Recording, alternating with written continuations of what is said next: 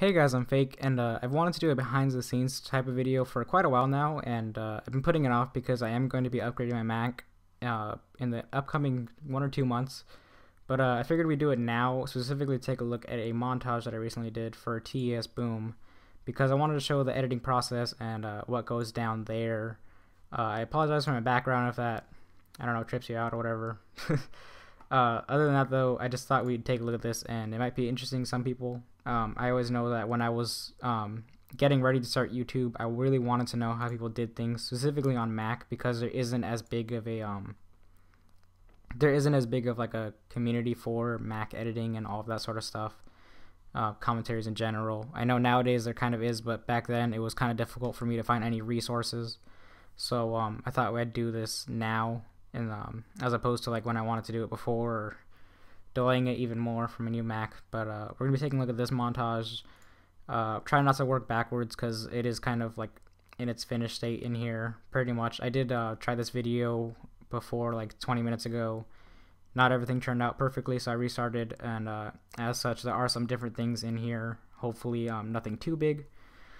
But for now, let's close this. And in terms of recording, I use iTV, I use a Hauppauge. I am going to be going for an Elgato. Personally, I think in the long run it's a heck of a lot easier because it is ready for newer software. It is a lot easier and more supported.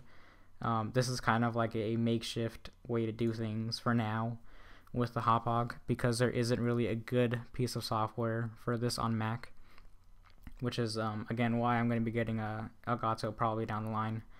But you see I have a bajillion little clips. It does have the same flashback recording that Elgato is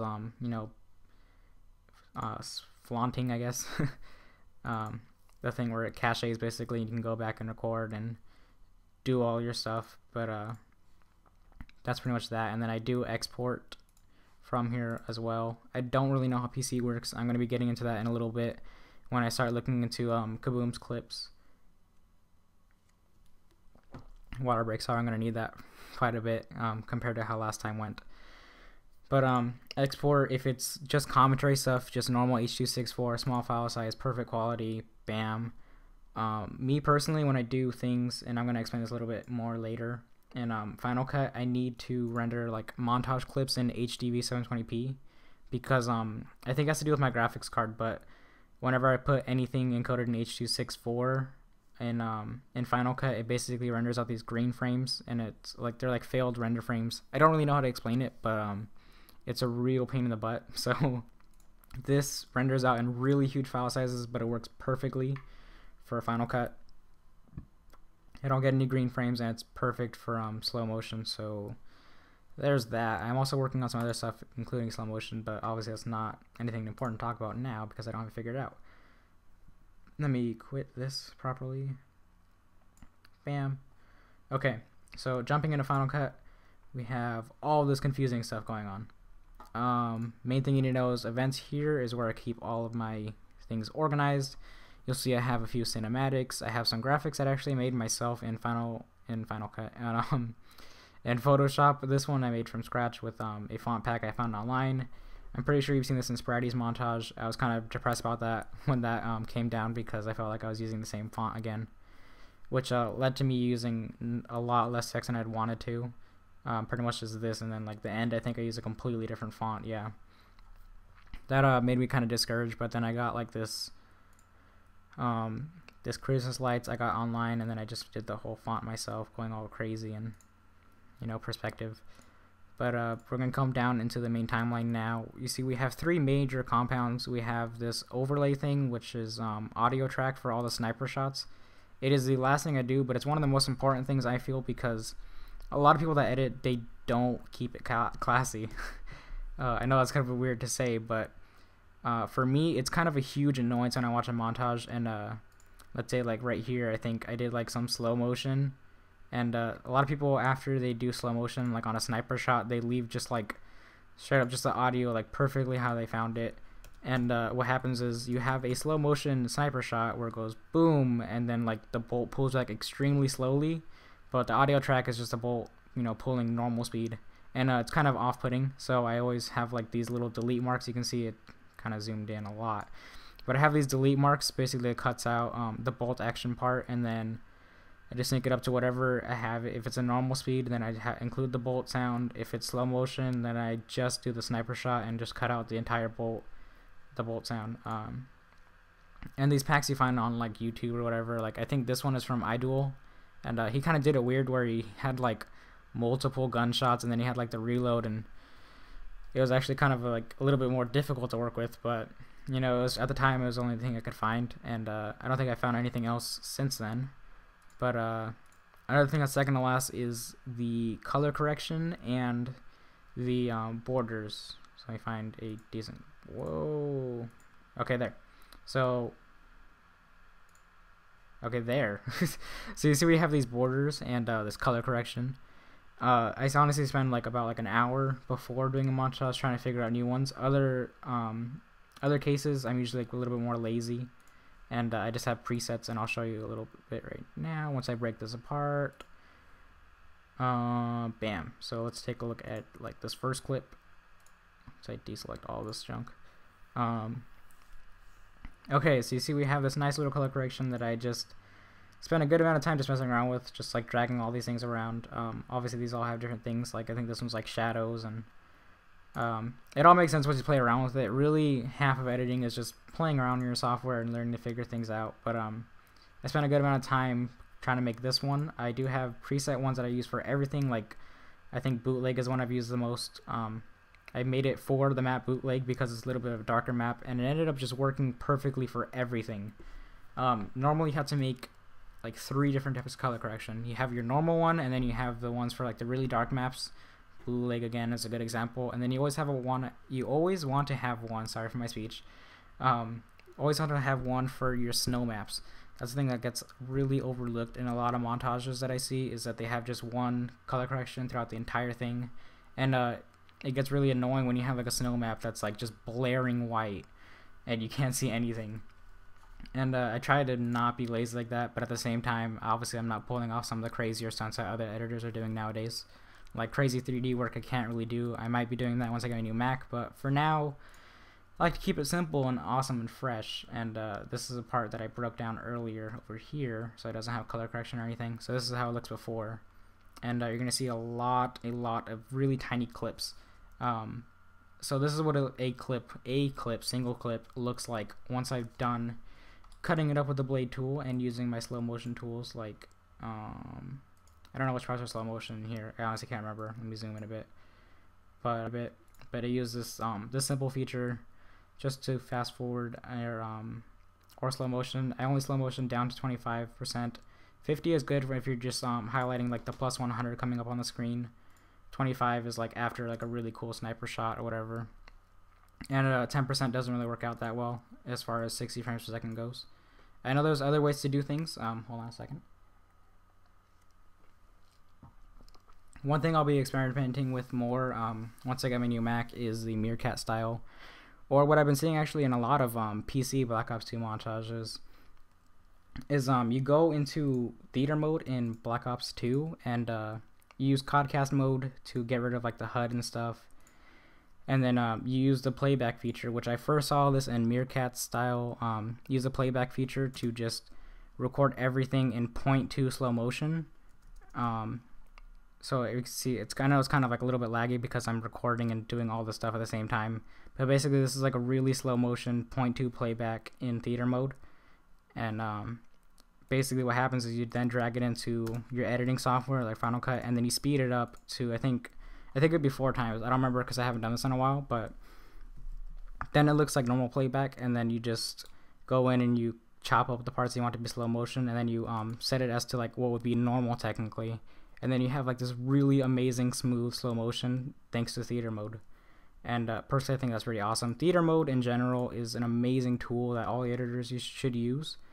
Specifically the dolly camera like I used in this scene right here. Bam. You go from TES Boom, or basically my friend, because we had to do the cinematics. You know, just going from him to me standing there like an idiot and getting a shot for the clip. Obviously no, I don't mean me in the clip, but I mean me in the cinematic. But I really wanted to do some awesome cinematics because the last time I did an edit for him, I was in Chicago and Illinois in general. so I couldn't really access my Xbox or my PVR or anything, and I couldn't really ask any favors because it's a little bit difficult to relay information like this to a friend for recording. So this time around I made sure to do like at least a few cinematics. I think I have probably 2, I don't remember, but I also did some pretty cool graphics in Photoshop. Okay, so I think we're gonna go talk about the color correction again, because I know I left out the borders, but let's try and find a good clip. Bam. Okay, so the color correction ended up pretty good for everything. There's really not much to talk about here anymore. Cropping is an important thing in my opinion. I think it looks really good when you have, in Final Cut at least, 4 on top and bottom. It also depends on the people's clips and the people's TVs. As you can see in here, it kind of cuts out the scoreboard a little bit down on the bottom, and also the mini map up here. It again, it all has to do with people who's playing and their safe area on their TV. You could probably guess that Kaboom has a bigger TV than I do because my clips obviously don't have that big of a border, and I don't think I have any examples. I don't think I have any old montages laying around. So for that, I apologize, but it's still important. I still think it looks pretty good. As long as you're not cutting out like a huge chunk of this, you should be fine, but it definitely makes your video look a lot better.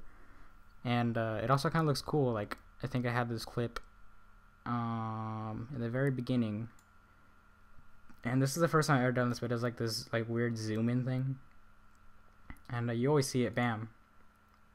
They make the borders kind of trip out a little bit, but you see, like, I made it kind of like diagonal and more zoomed in to put emphasis on like that last kill, and it also kind of distracts you from the kill feed.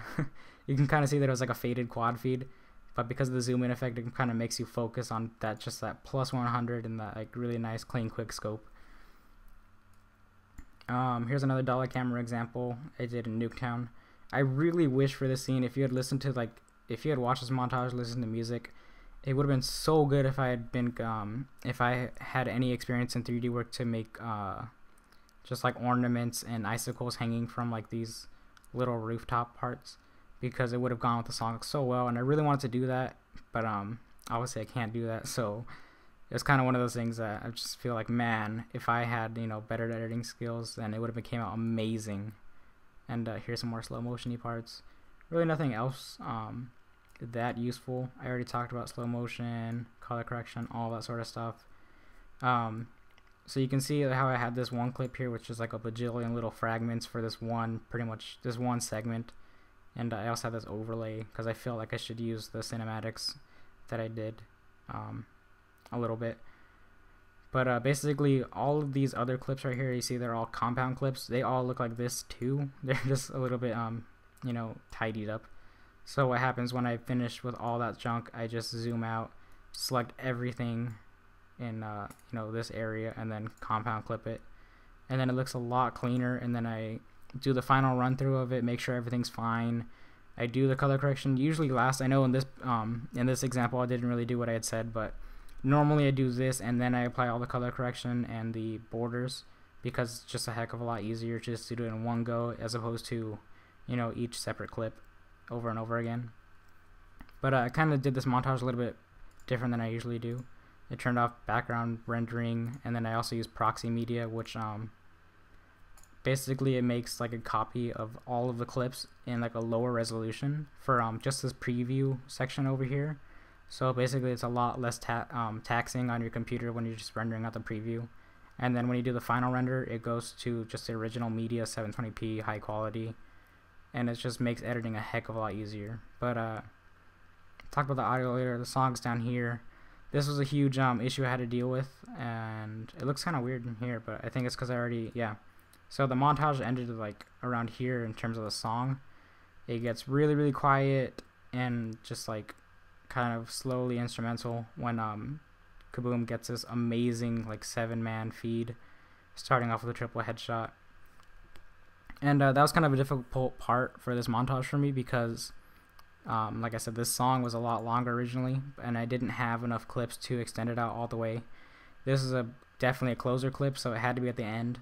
And at the same time, also the end of the song wasn't really that great in terms of montages. So I had to kind of cut things down over here in these clips, which is why this seems kind of rushed, and I didn't really get to do anything with the song. Around here in the song, I'm pretty sure there's one funny part in the song, but I couldn't do anything awesome with it because I had to go back into this part and make it all shorter and a little bit less flashy, because this part really needed to be emphasized. So I had to cut down the music all the way down to here because it was this perfect part where everything just fades out, and then it does pick back up, but I just ignored that, cut it all out. And I made everything really nice, slow motion here, fade out, and then the Merry Christmas from TES Boom. And as always, I don't really put me anywhere. I don't have like the TM logo or the fake TM edited. I don't really like doing that. I don't think it's very classy or whatever. I'm satisfied enough with my name and link in the description or whatever. But other than that, that's pretty much the entire process, guys. I guess I could show you my render settings. Actually, that's probably preferred while I sign out. But I haven't felt like doing a commentary for a while. I apologize for that, but it's just one of my things. But in terms of render settings, here we go. Export using compressor settings, and I don't know how I'm going to show this to you because I don't know if I have to go into compressor, but I have a preset one that I made, and all you really need to know is that it has a really high bit rate. I think it's like 8,000 or something.